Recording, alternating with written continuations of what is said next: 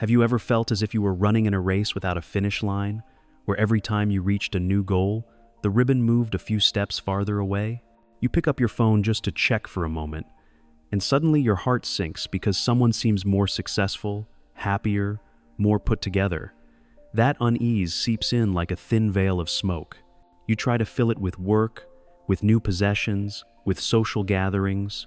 But when night falls, everything grows quiet again, and the emptiness in your chest remains. Silent, lingering, like a whisper, it is still not enough. If you nodded just now, you are not alone. We all have small habits, invisible patterns of thought that repeat and quietly erode our peace. Not dramatic, not loud, just subtle beats, enough to throw the heart off rhythm. The Japanese call ma the necessary pause that allows life to breathe. When ma is lost, we lose ourselves. And when the hand grips too tightly, water slips through the fingers. Less is not lacking, less is enough.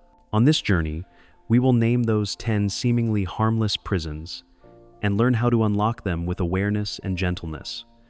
We will learn to release, just as Danshari teaches us to put down what we do not need. We will learn to clear just as 5S reminds us of order inside and out. And we will learn to take small steps just as Kaizen tells us that lasting change begins with a single light movement. Just one step. Gentle, yet steady. Let your heart have room to breathe. Let your mind have space to rest. Inhale, exhale. Let us begin. Habit 1. Shopping and hoarding unnecessary items. Do you remember the last time you pulled open your closet door, brushed your fingers against the cool fabric of a shirt still with its tag, and froze wondering why it was even there? The corner of your desk, once a clean surface for ideas, now cluttered with tangled chargers, dried-out pens, and notebooks abandoned after 3 pages. The storage room, once a temporary spot, has turned into a shadowy zone no one wants to switch the light on for. In there lie shopping decisions made in a racing heartbeat. In there are promises whispered to yourself, I will use it someday. In there are gifts you never knew how to refuse, stacked like stories from the past, still demanding your care. And every time you stand before it all, a strand of your energy unravels like a thin thread. At first glance, it looks like simple mess. But clutter is always a symptom of something deeper. Every unused item takes up 1 square inch of space in your home and another in your mind. The heaviness of the outer world drags the inner world into ripples. You tie yourself to constant wiping, arranging, remembering, avoiding damage, an invisible list inside your head forever waiting to be checked off. That low hum of something unfinished rings through the day like a small wind chime. Tired, without knowing why. Heavy, without knowing what you carry. Why do we hoard? Sometimes it is the old fear of scarcity clinging from the past. Sometimes it is the fear of missing out, of falling behind, of needing something one day and not having it. Sometimes it is just a small prize for surviving a stressful week, a single click during a sale. The joy arrives like a spark, then fades, and what remains is an object demanding a reason to exist. The home, meant to be a soft landing for the body, becomes a warehouse for unspoken feelings, guilt for wasting, shame for being weak, regret for buying, layers of emotion piling up like fine dust. In Japan, there is a beautiful sigh, matanai. It is not simply waste, but a sorrow for value left forgotten. When we understand matanai, we stop chasing something new to fill the gap and start honoring what already island. Gratitude seeps into each choice. Slow down a beat. Look more closely. Ask yourself, how will this object truly live in my hands? Or will it sleep? Also in Japan, there is a practice of the heart through things. Danshari. Dan, refuse what does not belong in your home. Sha, release what is already crowding your space. Re, separate from the obsession that possessions define who you are. 3 movements, 1 breath. To welcome with intention, to let go with gratitude, to stay with the essential. Make it a daily ritual instead of a seasonal battle. 15 minutes is enough for a single drawer. Bring everything into the light. Touch each item, call its use by name, and ask with honesty, do I truly need this? Does my life feel better with it? When was the last time I reached for it? If the answer dissolves into silence, Let that silence open the door. Give it away so it continues its journey. Sell it so it returns to someone who needs it. Recycle it to honor the earth's gift. Each decision unties a binding string.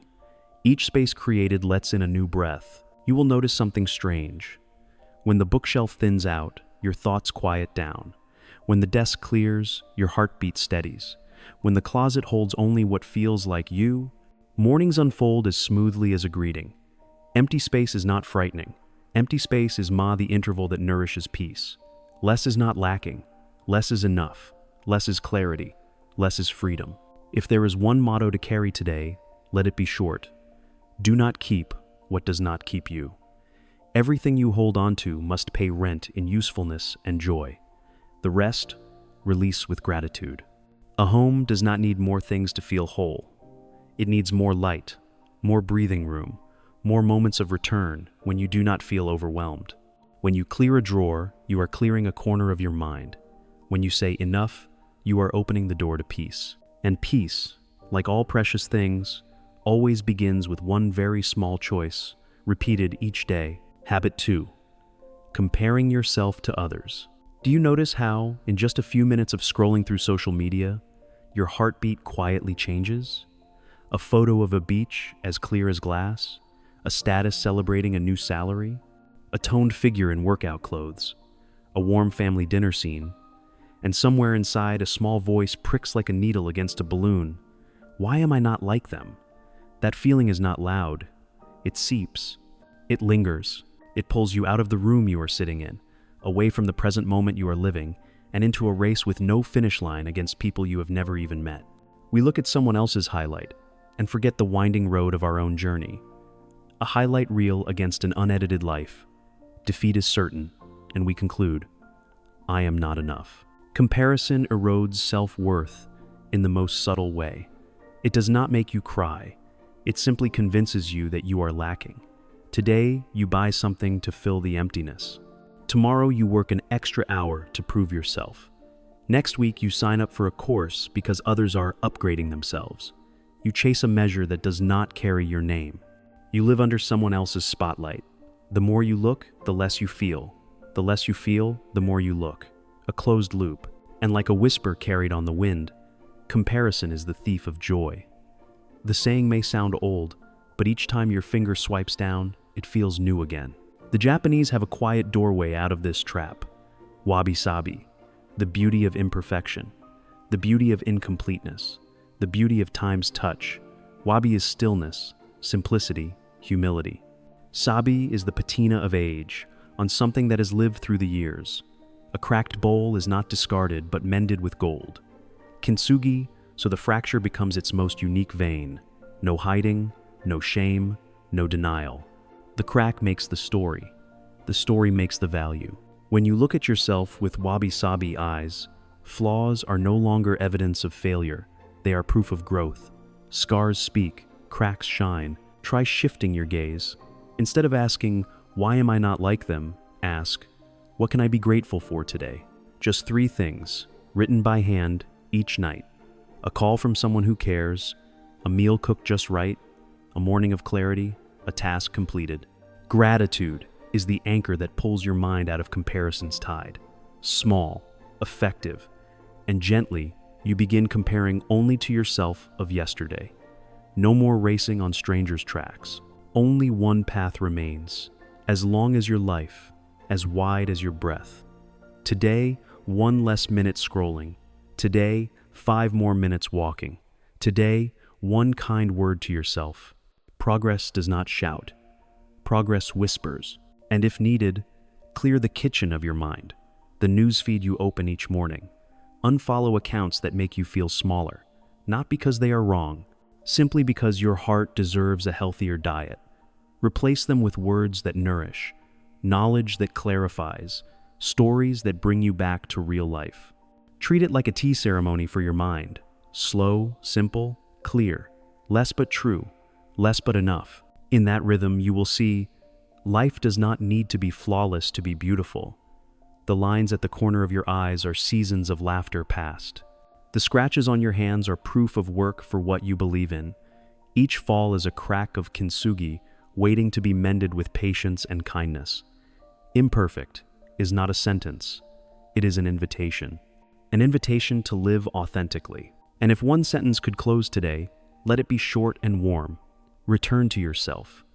When you stand firm in your own story, someone else's light is no longer a blade of comparison, but a lamp in the distance. You smile. You are at peace. You keep going. And each time your mind wants to turn down the old path, whisper gently, Wabi-Sabi. Slow down. Look closely. Love the imperfect parts that are growing each day. Habit 3. Taking on too much and not knowing how to say no. Have you noticed how easily you say, sure, even when inside you are running on empty? A small message asking for help, a weekend invitation, a project that is just a little extra, and you nod almost by reflex. The schedule swells, your heartbeat races, your mind scatters with fragments to remember.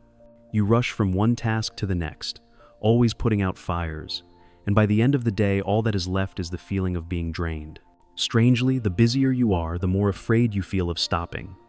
Afraid of disappointing others, afraid of being judged selfish, afraid of missing out. So you keep piling more onto shoulders already tired. Busy, yet hollow. Eager, yet worn down. The unease arises quietly. When you do not know how to say no, you are admitting that someone else's time matters more than your own energy. You hand over control of your life's rhythm to the outside world, letting others schedule over your calm, letting unfamiliar priorities jump ahead of your own. Boundaries blur, and you find yourself working while quietly resentful, smiling through the strain. The worst part is the feeling of being pulled away from what matters most to you. You please everyone except yourself, and each misplaced yes adds another crack to an energy vessel already thin. The Japanese hold a key to this door. Ma. Ma is intentional pause, the breathing space between two beats, the emptiness that gives the whole its soul. In music, the rest deepens the melody. In speech, the pause sharpens the meaning. In life, the space brings you back to yourself. Ma is not laziness. It is the wisdom of placing a pause in the right spot. The pause does not slow you down. It brings you into rhythm. The pause does not make you less valuable. It lets your value stand out. Invite Ma into your schedule as a ritual, a place where no one can book you but you, a place to inhale deeply and exhale slowly, a place to hear your own voice again. Creating Ma begins with one small action. Do not answer right away. Insert a pause between the invitation and the nod. Let me check my schedule and get back to you. That phrase is not avoidance, it is a window to see clearly if the request truly fits. The second step is learning to decline kindly but firmly. Thank you for thinking of me, but right now I am focusing on another commitment and cannot take on more. Short, clear, without over-apologizing. You do not owe a biography to earn the right to protect your energy. The third step is setting boundaries with priorities. This week, this month, what truly matters to you? If a request does not serve that, even if it looks appealing, even if it is just a little, set it down. Saying no does not make you less kind. Saying no helps you keep your promise to what truly matters. No is a complete answer. You will feel the first shift in your body. Shoulders lighter, breath deeper, mind quieter. When the schedule thins, the quality of each commitment rises. When you stop doing what is not yours to carry, you begin doing well what only you can do. Space opens up, and in that space, creativity sprouts, relationships deepen, sleep returns. The emptiness is also the content. It may sound paradoxical, but a day without room to breathe is a day without soul. If there is one motto to carry with you, let it be this: say no so your yes can ring clear. Every time you decline what is not important, you are agreeing to self-respect.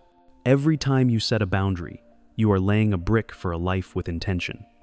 Every piece of Ma you keep on your schedule is a gift you give to your own peace.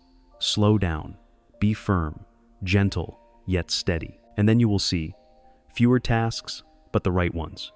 Fewer promises, but ones you keep. Fewer yeses, but each one glowing long in your heart. Habit 4. Using negative words and pessimistic thinking. Have you ever heard yourself whisper words that feel as heavy as stone? I am useless. I will fail again. I can never do this. At first, you may think it is just a kind of shield, a way of lowering expectations, like wearing a raincoat before the storm. But the more you repeat it, the longer the rain lingers. The words you let slip inside your head, seemingly harmless, slowly seep into the bloodstream of belief. One day, you realize your steps slow right at the door of opportunity. Your hand pulls back before pressing send. Your eyes look away just as a compliment arrives. What you once called pessimism to avoid disappointment has turned into a fine net everywhere. No escape, no breath, no forward motion. Insecurity, then, does not come from a single dramatic blow, but from hundreds of tiny whispers each day. The brain does not sharply distinguish between what you truly experience and what you repeatedly imagine. It believes whatever it hears most often. When "I am not good enough" becomes your inner refrain, your body reacts as if it were fact. Your heart races before you speak. Your hands grow cold before a call. Your sleep grows shallow after even a small mistake. You enter a closed loop. Thinking poorly of yourself makes you afraid to try. Fearing to try robs you of experiences of success. Lacking success strengthens the old belief. A single phrase becomes a label. A label becomes a sentence. The Japanese hold a delicate yet enduring belief. Kotodama, the soul of words. Words do not just describe the world, they help shape it. Beautiful words plant beautiful energy. Harsh words plant toxic energy. It may sound abstract, but you see it every day. One timely word of encouragement lifts an entire morning. One careless insult derails an entire week. And what about the words you speak to yourself day after day? What kind of world are they building inside you? The way back begins with noticing. When criticism rises, do not rush to argue and do not rush to believe. Simply call it by name. Ah, here is the not good enough voice. The moment you name it, you step outside its smoke, like opening a window in a stuffy room. Then slow down half a beat, take a deep breath, place your hand on your chest and ask, is this completely true? Is there any evidence that says otherwise? More often, the truth is lighter and simpler. You made a mistake and you can learn. You are tired and you need rest. You do not know yet and you can still learn. From there, choose new words. From judgment to description. From absolutes to process. From I am useless to I am learning something difficult. From I always fail to I failed this time and I will try differently next time. This is mindfulness woven into language, knowing what you are thinking, noticing the emotion rising, feeling how your body reacts, and then choosing to respond with awareness instead of instinct. Mindfulness does not erase the storm, it teaches you to build a roof. Under that shelter, you can plant small mantras, simple, truthful, warm. In the morning, before touching your phone, whisper, "Today, I will speak to myself the way I would to a friend." Before a challenge, say softly, "I have enough energy for the next step." After a mistake, conclude with, "What did I learn, and how will I try again when ready?" Few words, enough strength. Repeated, like drinking water. You can also turn Kotodama into a daily ritual. Write down 1 or 2 affirmations that fit the season of your life, and place them somewhere visible inside a closet door, beside your desk, near the bathroom mirror. When weary, let your eyes find them. When discouraged, read them aloud. The sound vibrates through your body, transforming the words from fleeting thoughts into signals your being records. Gradually, the critical voice grows quieter. It does not vanish, but it no longer commands. In its place, a new voice rises, kind yet firm, gentle yet steady. If there is one line to carry with you today, let it be thin and bright. The words you speak to yourself are the house you live in. Clean that house with words. Open its windows with words. Light its lamps with words. The day you change your language is the day your inner world changes color, lighter, clearer, and peace begins with the very words you choose. Habit 5. Clinging to relationships that no longer fit. Have you ever walked away from a conversation feeling as if your heart carried an invisible backpack? Some people leave you lighter, as though you have been refueled. But others drain you even as you smile, nod, and say, "It is fine." Over time, you learn to play the part of strength. On the outside, you look fine. Inside, you are worn thin. You live in a constant state of mild alertness, not knowing when the criticism will come, when the comparison will sting, when the sarcasm will land. Strangely, the more exhausted you become, the more tightly you cling, out of fear of loneliness, out of guilt, out of the weight of time and emotion already invested, making it hard to walk away. You protect the relationship, but you do not protect yourself. The unease comes from an equation we often avoid, giving more than we can recover. Today you listen for an hour, tomorrow you console for 2, the next day you take on a task that was never yours. You become someone else's pillar, forgetting you too need a wall to lean on. When your worth is tested by endless demands, doubt creeps in. Maybe I am not good enough. Maybe that is why they treat me this way. Doubt breeds defensiveness. Defensiveness breeds exhaustion. The energy meant for healthy relationships is drained. The energy meant for your own life is drained. In that moment, peace has no room to stand. The Japanese offer a way to bring light into this dark room, Danshari. Clear a way to see more clearly. Refuse to be freer. Step away to return closer to yourself. Danshari is not about coldness, it is about awareness. Like sorting a drawer, you do not throw everything out in one rash gesture. You touch each item and ask a small question. Does it still serve me? Relationships are the same. Start by listening to your own feelings, a reliable data point you may have ignored for too long. After an encounter, what does your body say? Head light or heavy? Chest open or tight? The answer is already there. Clear without noise, true without bitterness. From that awareness, you create intentional space. Not silence to punish, but space to reset the rhythm. Space out the frequency of contact. Respond a little slower. Do not rush to accept every casual invitation. Distance becomes a soft fence, enough to respect each other, enough to preserve yourself. In that breathing space, the structure of the relationship appears. Is there reciprocity, or is it one-sided? Is trust growing, or is fear growing? Does it nourish, or does it deplete? The answers come gently, yet unmistakably. And then, some relationships call for a ritual of release. Release is not hatred. Release is acceptance of life's natural cycle. Some bonds arrive, some depart. In Japanese, there is the word on, the invisible thread connecting people. When the thread has frayed, pulling harder only wounds both hands. To let go with grace is to stop investing in what no longer grows, to preserve the last measure of respect with timely silence, and to remind yourself, not everyone is meant to stay for life, but everyone has taught you something. Be grateful, then step forward, soft yet steady, light yet clear. At the same time, do not let empty space remain empty. Intentionally cultivate healthy ties with those who return you to a better version of yourself each time you meet, where listening flows both ways, where joy does not cost your self-worth, where differences are respected. Seeds of peace need good soil. Water them there. Not many, but steadily. Not many, but deeply. You can set small but vital boundaries. Choose when to respond to emotionally demanding messages. Choose a number of weekly meetups that still leave your heart room to breathe. Choose conversations that allow you to be yourself, not a bent version of you. Each boundary is a promise to your inner safety, a promise to the future you wish to live. And if you need one short sentence to carry with you, let it be this: let go to preserve. Let go of relationships that no longer fit, to preserve your peace intact. Let go of pleasing everyone all the time, to preserve your self-respect. Let go of needless guilt, to preserve kindness where it truly belongs. Every garden has weeds. Weeding is not hatred of weeds, it is love for flowers.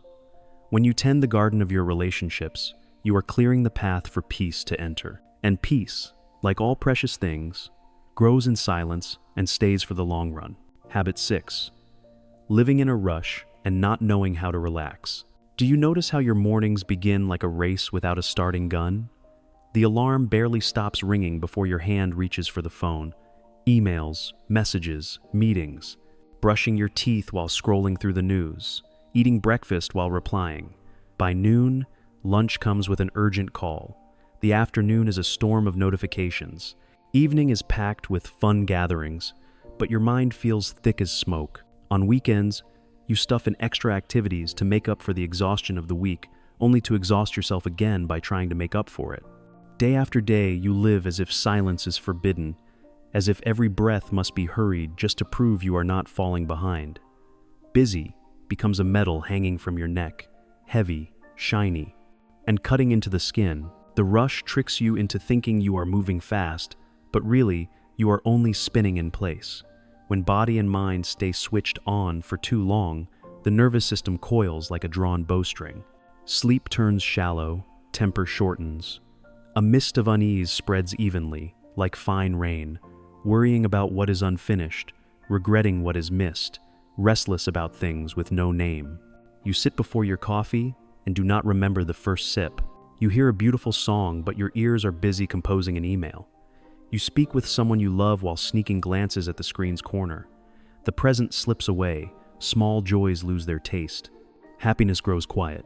The Japanese have a word to bring life back into balance. Yutori room for the soul to breathe.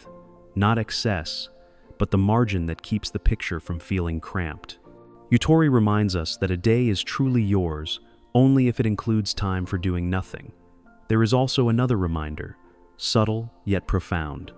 Ichigo ichi, each encounter is once in a lifetime. This cup of tea will not repeat.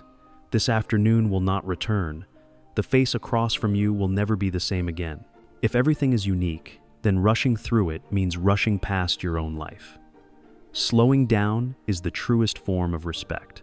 You can begin with a special appointment with yourself, an appointment with no agenda. Put it on your calendar as you would an important meeting. 15 minutes in the morning, sitting quietly by the window, watching the light pour in, counting your breath to 4, exhaling to 6. Do not call it lazy. Call it by its real name, restoration. At lunch, try a single-task meal. When eating, just eat. Let the spoon meet the flavor. Let the aroma move through your nose. Let your body say thank you. In the afternoon, choose one task and stay with it to the end. No switching tabs. No slicing your attention into fragments. When speaking with someone, turn your phone face down. Meet their eyes. One thing at a time. One beat, one heart. Single tasking does not slow you. It deepens you. And when your head feels heavy, like the sky before rain, step outside for a forest bath. Shinrin-yoku. No destination needed, only your feet. Walk half as fast. Open all 5 senses like windows. Notice the veins of a leaf. Touch the grain of bark. Hear the wind brushing bamboo. Smell the damp earth. Taste the coolness on your tongue as you inhale. When your mind wanders, guide it back with a small detail. A yellow leaf, a drop of water on the grass, a shifting patch of sunlight. If there is no forest, a park will do. If no park, a balcony with a few pots of plants will do. If no plants, even a blank wall to lean against will do. Sometimes, the forest is only the way you breathe. You will see your life change color when you allow yourself intentional space. Time does not grow longer, but deeper. Work does not shrink, but sharpens. Relationships do not multiply, but warm. The frenzy recedes, making room for a quiet clarity. Slow is steady speed. Less is clear enough. Breathing is returning. And if you need one phrase to anchor today, let it be simple. Doing nothing is also doing. Doing rest for the body. Doing stillness for the mind. Peace does not wait at the end of the road. Peace is in the way you place each step. One slow step, one deep sip, one whole moment. And then you realize it is not you who must catch up to time. It is time that begins to keep pace with you. Habit 7. Wanting others to understand and think well of you? Have you ever found yourself waking not to birdsong or sunlight, but to a habit, reaching for your phone to count how many likes you received? You post a picture and then check back every 5 minutes to measure the temperature of others' emotions. You speak up in a meeting and spend the rest of the afternoon replaying every nod, every glance, every moment of silence. You do something kind, but if no one notices, a quiet discomfort rises inside like an undertow. So you explain more, justify more, bend your words so people understand you correctly. Tired, without knowing why. Right, yet it feels like wrong. The trap here is subtle. A healthy need for acceptance stretches into an invisible chain. When the key to your peace lies in someone else's pocket, you are forced to live by their thermometer. Praise today, and you bloom. Misunderstanding tomorrow, and you wither. You begin collecting masks fit for each stage. The hard-working mask for your boss, the cheerful mask for friends, the perfect mask for social media. Switching masks again and again, you lose sight of your true face. And strangely, the harder you try to please everyone, the louder your heart beats out of rhythm. Fear of criticism, fear of being left behind, fear of not being enough. The unease comes from one truth that is simple but hard to accept. You cannot control the inner world of others. Some will not like you. Some will not understand you. Some are simply too absorbed in their own lives to care. That is not a verdict on your worth. It is just how life operates. Trying to shift every wind to fill your sail is an impossible task. Remember one short sentence: wind is wind. Refreshing, yes, but you cannot live on wind. The Japanese suggest a path back inward. Ikigai, the reason you want to open your eyes each morning. Ikigai is not a slogan on a wall. It is the living intersection of what you love, what you are skilled at, what the world truly needs, and what can sustain you long term. When you live close to Ikigai, applause becomes a favorable breeze, welcome but not essential. Without applause, you still work. With misunderstanding, you still stand. Because your compass is no longer in the crowd, it rests in your own hand. Begin with a question both gentle and direct. Who am I when no one is watching? Name the values that are non-negotiable: honesty, kindness, creativity, perseverance, and give them a home in every small decision. When faced with a choice, do not ask, "What will they think of me?" Ask instead, "Does this align with my values?" That single shift steadies a heart lost in turbulence. Then slowly, move your focus from outcome to process. Work for the love of the craft. Work for the feeling of touching your calling. Work because each completed step deepens your own self-respect. Be your own most faithful and compassionate audience. When you try, acknowledge it. When you fail, learn. When you are tired, rest. This rhythm of educate and heal begins in the way you speak to yourself each night.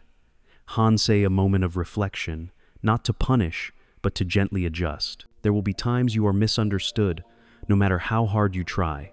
Give that misunderstanding a space of an intentional pause that allows time to soften sharp edges. Not everything demands defense to the very end. Timely silence is a form of self-respect. When you need to speak, speak clearly but briefly. When you need to stand, stand steady yet soft. No one is a master key to every door. That line may sound fragile, but it opens a sky of freedom.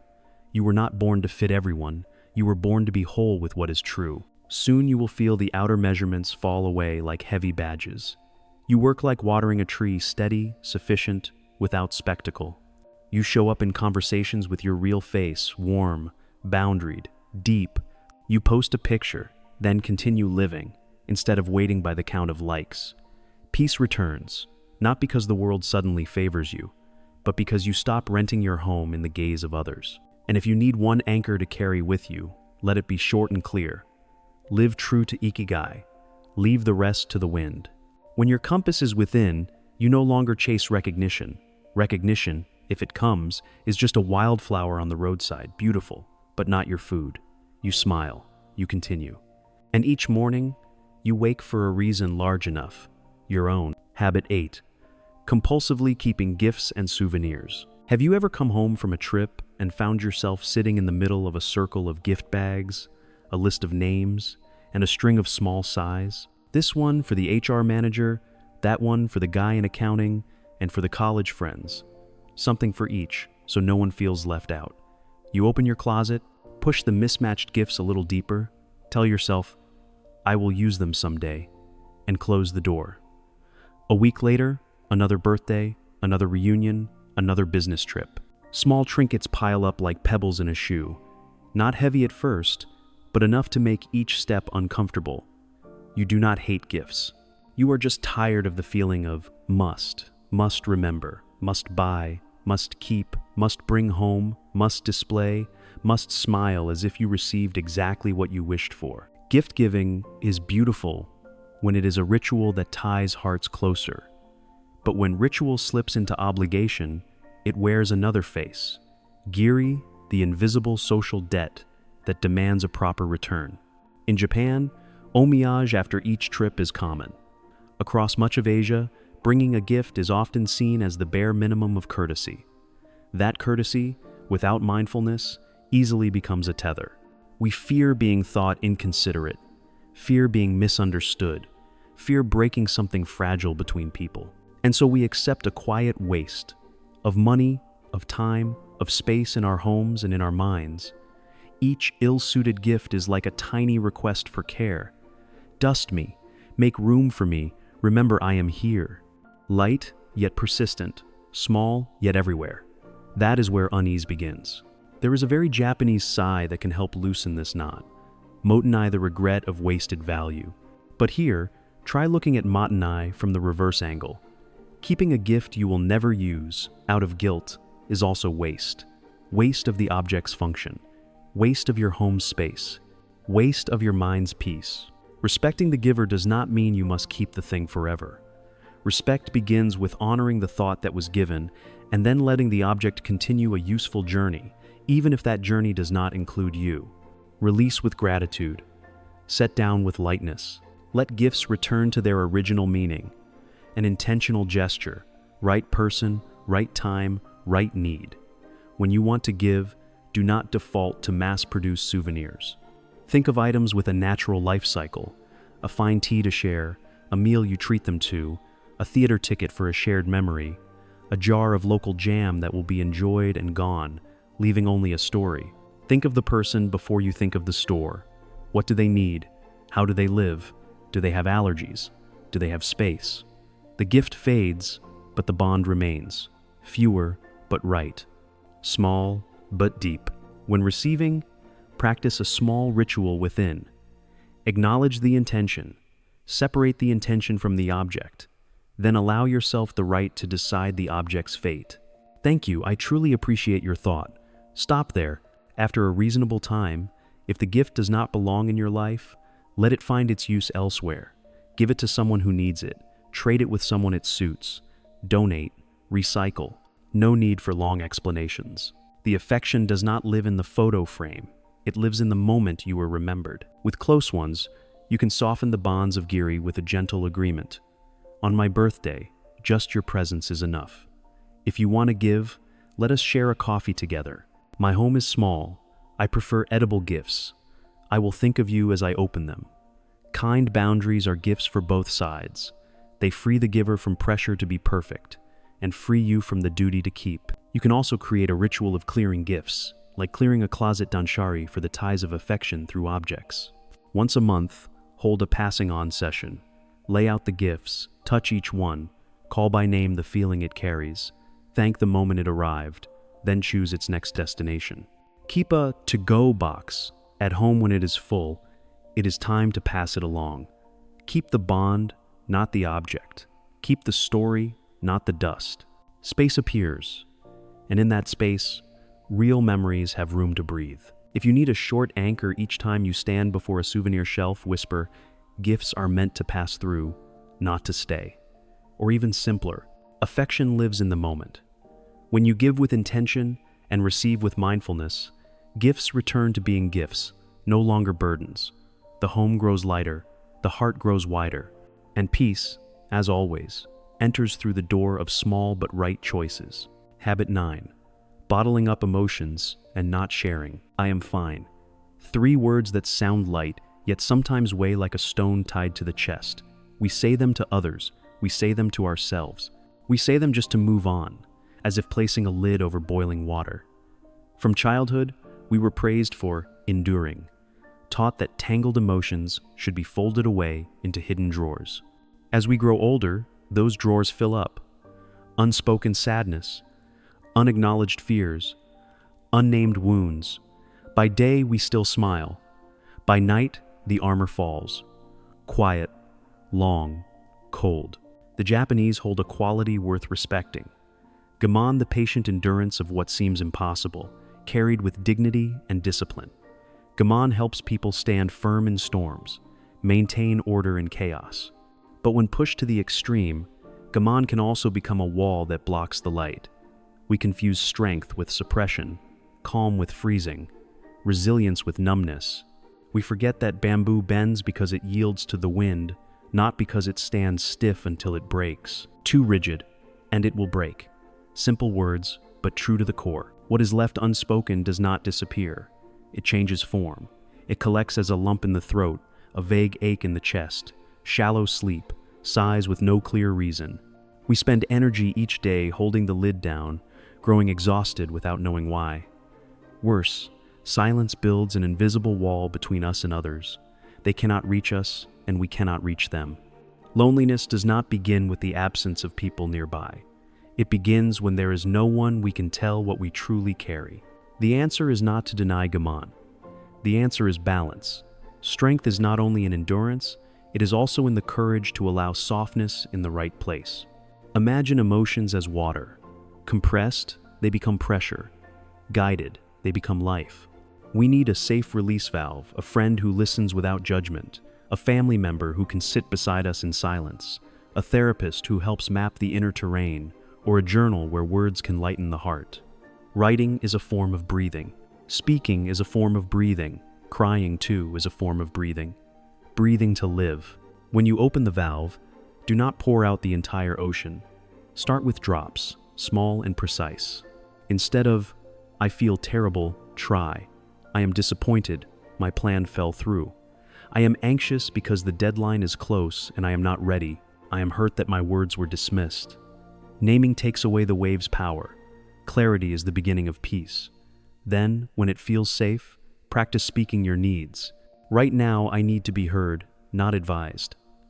I need 5 quiet minutes. I need a hug. Needs are not demands. They are maps, guiding others to step gently into our world. Do not forget a small nightly ritual, 1 minute of Hanzei, gentle reflection. Each evening, ask yourself 3 questions. What did my heart experience today? How did I treat it? And what can I do a little better tomorrow?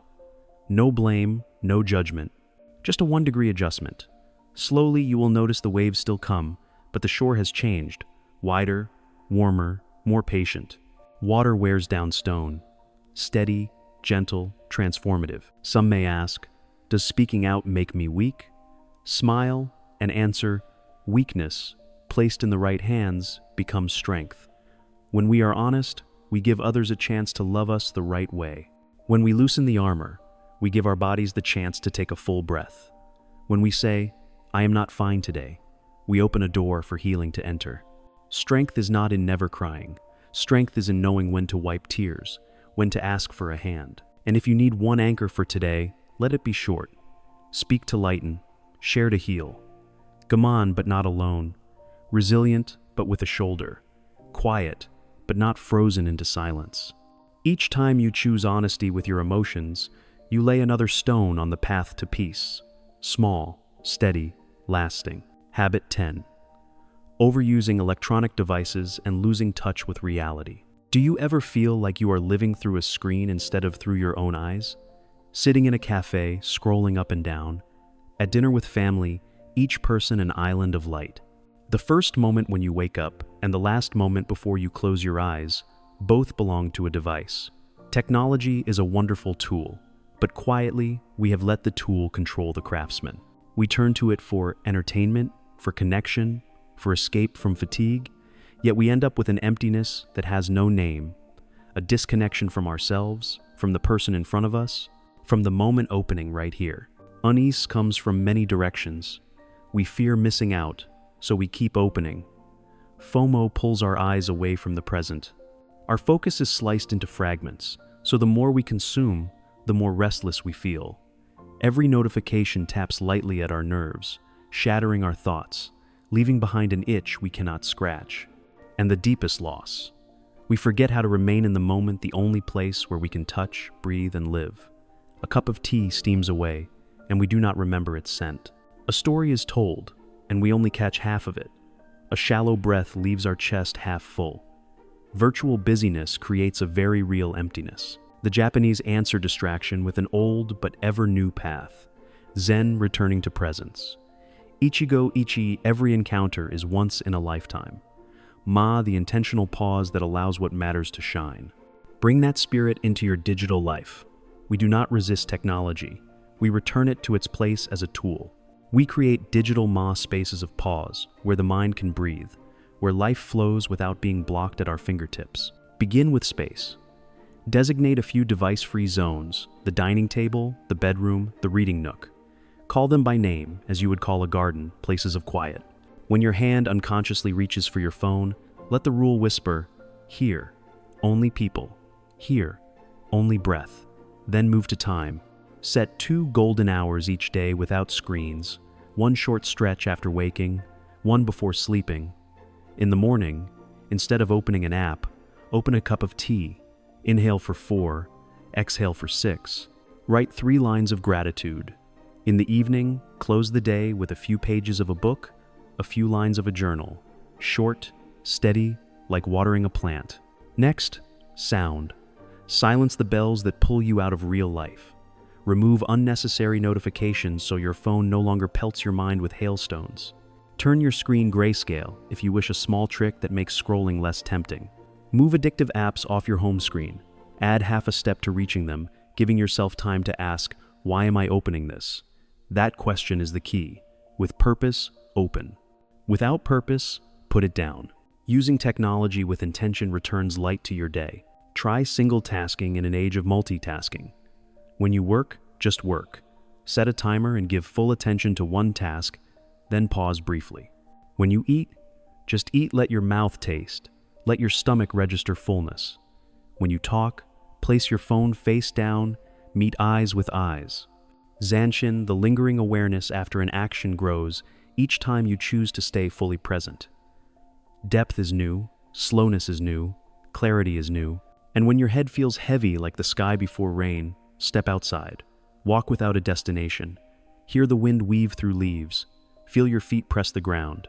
A digital detox does not have to be a week offline. Sometimes it is just 10 minutes of recharging with nature, with breath, with silence. Peace does not glow from a screen. Peace radiates from a mind that has been unbound. You do not need extremes. You can still message, still work, still enjoy. But before each tap, insert a pause. Why am I opening this? How long will I stay? Where will I return after? Each pause is a cut in the rope of dependency. Each decision to set down is a decision to lift up, lift the quality of attention, of presence, of love. And if you need one mantra to carry with you, keep it short. Disconnect to connect. Put the phone down. Lift life up. When you return your attention to this moment, the world does not shrink, it deepens. And you, no longer dragged along, become the one who chooses each step. Slow, steady, at peace. So we have walked through 10 invisible prisons, doors that seem open, yet are locked from the inside. If you saw a reflection of yourself in any of them, please do not turn it into self-blame. We grew up in a noisy age, where applause is easier to hear than the sound of our own breath. What matters is not where you stood yesterday, but which way you turn today. Now, right here. Transformation does not arrive with a single push, but with small, steady steps, kaizen. 1 drawer cleared, 1 no spoken at the right time. 5 minutes of silence before dawn. Each step unties a binding string, a little lighter, a little clearer. Peace quietly seeps into the spaces of Ma you protect in your daily rhythm. Less is enough. Enough is peace. Remember Wabi-Sabi. Accept the cracks so that the gold of kintsugi has room to shine. Trust in Kotodama. Change the words inside, and the sky within will change its color. Let Ikigai be your compass. When purpose is clear, applause is nothing more than passing wind. And if you feel lost, return to Danshari. Release what no longer serves you to preserve what nourishes you. Each moment, Ichigo, unique, unrepeatable. Do not miss it by rushing through. Which habit are you still caught in? What is the smallest step you will begin with today? Write it below in the comments as a gentle promise to yourself. Your story might be the lantern for someone else walking in the dark. If you found this video helpful, please subscribe and click the bell to journey with us in the next episodes that help you live slower but deeper, with less but enough, in stillness yet in clarity. Thank you for listening. May you have the courage to take each small step, and may your mind be as calm as a lake after the rain.